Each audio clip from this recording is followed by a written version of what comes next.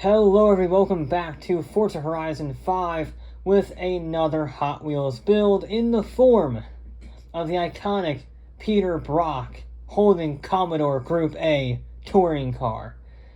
This is brand new, kind of-ish, sort of, not really. It's new to Horizon 5, not new to Forza. Came out, as of recording this, 10 hours ago. So it's very, very recent. And I think this might actually be pretty good. I am concerned about the tires. 305 is actually not bad. I was afraid they were going to be a little small, like the 275s on the front are. That'll put it right up into B class from the get-go. That's good. Especially because it doesn't have a lot of power. It is very light, though. 3,000 pounds for a sedan. Pretty great. Oh. We can put the monster truck engine in it. I think I need to do that. That might be a terrible idea, but I think we gotta do that. I'll put the 7-speed in, just to make sure I don't run out of top speed. And then we're gonna try and control 1,500 horsepower. Yeah. We are also, despite being 1,500 horsepower, not at the top of S1 class. That's a little concerning about the handling. Because the specs are fantastic for this hand. Oh, I was going to say. The specs are fantastic. That might actually be better, to be honest. That's only that's less than 200 horsepower down, but it's 200 pounds less. Yeah, this is better. Okay. Okay, there we go. Alright, that's better. It's a lot lighter, 2,500 pounds with 1,300 horsepower. That's probably the best power-weight ratio we've ever seen. I mean, that's an insane power-weight ratio. The only thing that comes close is the M2, and that is the closest that has come to the 962. So maybe the iconic touring car can claim the top spot once again. Okay. The legendary touring car has to beat the Shetland 962 143.6. And as you can see by the skid marks, this is a very oversteered car. Very oversteered car. Yeah, the 305 tires... the 305 tires are, not enough for the 2JZ. It leaves a lot to be desired. I'm not really sure what that wing does, but it's not much. That being said, though, it is bloody fast, and it's only 215, 26, 217, sorry. Whoa. A little bit wide there. I was focusing on the straight line speed. This is only the first lap after all, so it really doesn't matter.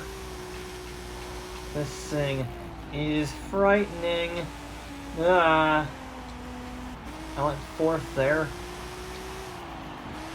Whoa, and we're gonna hit the wall. Nope, we just kept it out.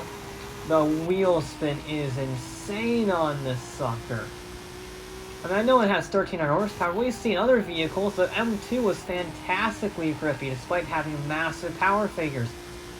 This, so it doesn't have that. I don't know what it is. Maybe the chassis isn't as advanced as you would like it to be for such power, but I thought it would still have plenty of grip. It is a homologation special after all. Yeah, I know it's from 1985, but still.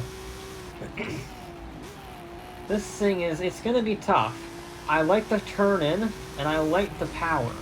So it's just a matter of getting that bloody rear end under control long enough to actually get a good lap. That's the real question. We'll see how good this one is. It was a bit sloppy. There were a few running wide moments, a few scary moments. Hit the wall once, whoa, and a lockup doesn't help. Let's stop it, stop it, stop it. That's gonna cost us on the run down here too, you evil sod. But the time is pretty good, a 147.4. We are already right in between the RCF and Nissan. That's good for a first run. That's not even a very good first run. Okay, I can't quite go flat out from there. No, I almost could. That was very impressive grip-wise. And once you, of course, get up to speed, it's much easier to carry the speed because you have all that downforce. working with you to try and keep that rear end in check. It's these slower speed corners. I say slower speed, 140 miles an hour. But yeah, slower corners that don't really let you use all of that aero. So the higher the speed, the better it is. It's sort of like a Indy car, an F1 car. It doesn't like that corner though. It doesn't like turning in on that corner. Or this section. This section it really struggles with as well. I mean, I'm not even turning in harshly though. I'm not even going high up on the banking and it's just dying. That's really annoying. That's going to cost us a fair bit of time. We are actually ahead, briefly, of the Ghost here. It's not the absolute time. It's still about a second off the Ghosts. Whoa. Okay. But, yeah. It does provide us a pretty good baseline for just how fast we should be. If we're ahead of that, we'll probably beat the BMW.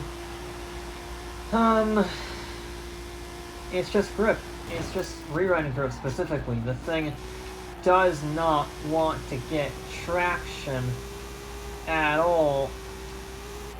Actually, a little bit of short shift there. Left it in fourth. Left the lack of power being deployed from the gearbox, for lack of a better word, to manage that rear end just a little bit to try and give me some chance. And yeah, we're carrying speed now. That's good. 217 again.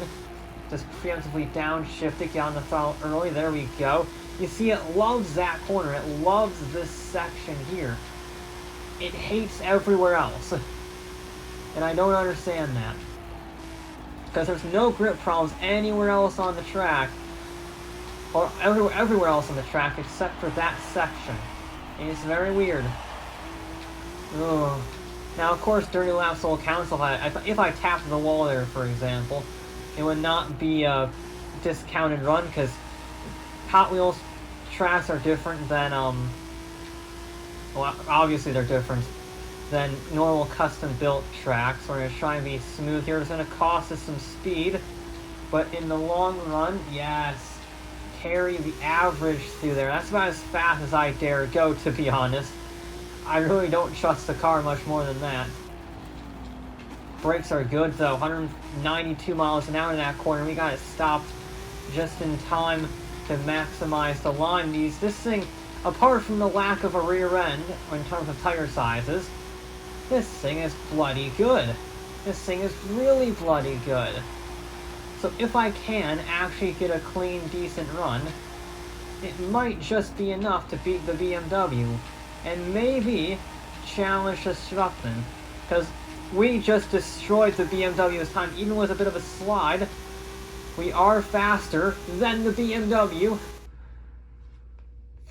Nope, we're not faster than the BMW. We're faster than that guy. Fractionally. Yeah, this thing's quick. This thing's very quick. It needs about 335s if it wants to truly challenge for the top, but this thing is so good. The grip there, 165 through the first corner, and second corner technically. Just carry the speed, 188 up there. We'll downshift to try and mitigate the oversteer that was going on. That didn't work. Carrying good speed there, but it's just the grip levels. The grip levels are not ideal on this sucker. It's fast, it has potential, but it really needs about 335s on the rear ought to do it. As it stands, it's just a lot bit too oversteering to really challenge. It doesn't have the consistency, and I don't have the confidence in it, just to be perfectly honest. I have no doubt it can be insanely fast, but there is a caveat. It needs bigger tires. Everything else, I wouldn't change a single thing about it except for the rear tires. Just make those a fair bit bigger. We'll say a fair bit bigger. We are actually further ahead than last time, despite being, I think, a worse run. But, we are actually farther ahead than last time. That's interesting. That is a very weak wing, but okay. And Oh, and it was basically the identical time. Okay, I think that's my skill wall, essentially. This car can go faster, it's just a matter of, my ability to control it consistently. Oh, that's so good through there! That carries insane speed. I mean, it got oversteer at the end, so it sort of negated that speed, but 170 miles an hour through there in a car with this much oversteer should not be possible, and yet it loves that corner. It absolutely loves it. And we got a good braking zone there.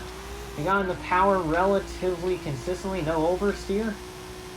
I'm liking the start of this lap. This lap, to start with, was a very good first sector. Now it all comes down to this. This is a very important sector. We're going to be nice and careful. Stay on the flat section. Go straight over there. There we go. There we go. You can just see it wanting to step out each time.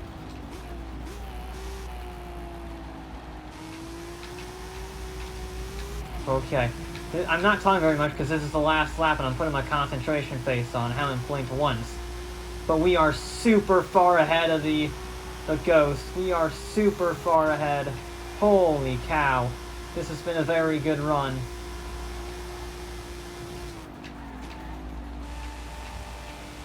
Come on, baby. Take it home. Oh, and that was a perfect line. That was a perfect line. We finally got it right.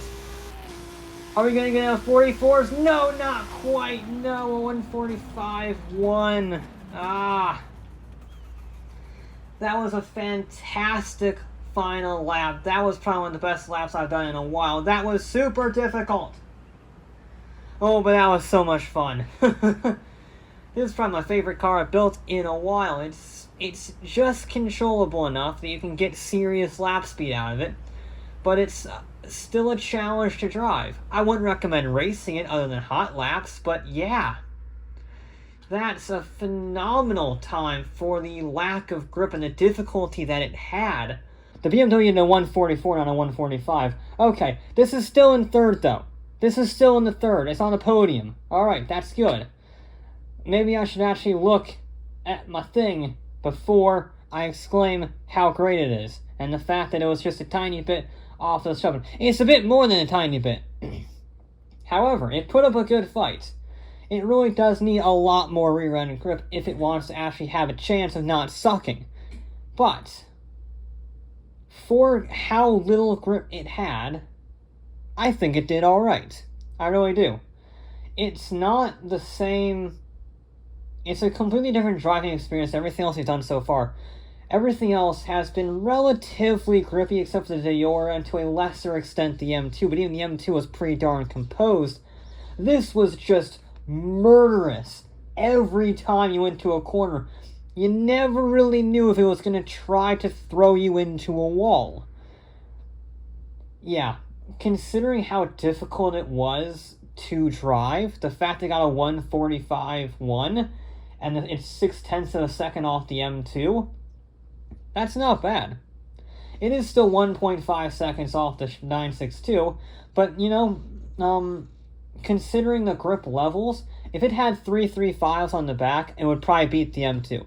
I don't think it would beat the 962 CR, but I think it could easily beat the M2 just based on power-to-weight ratio. This has the best power-to-weight ratio we've seen so far, 2-to-1. That's insane, especially for a four-door. But the tires let it down hard. But anyway, that'll be it for this episode of Forza Horizon 5. I'll be back with more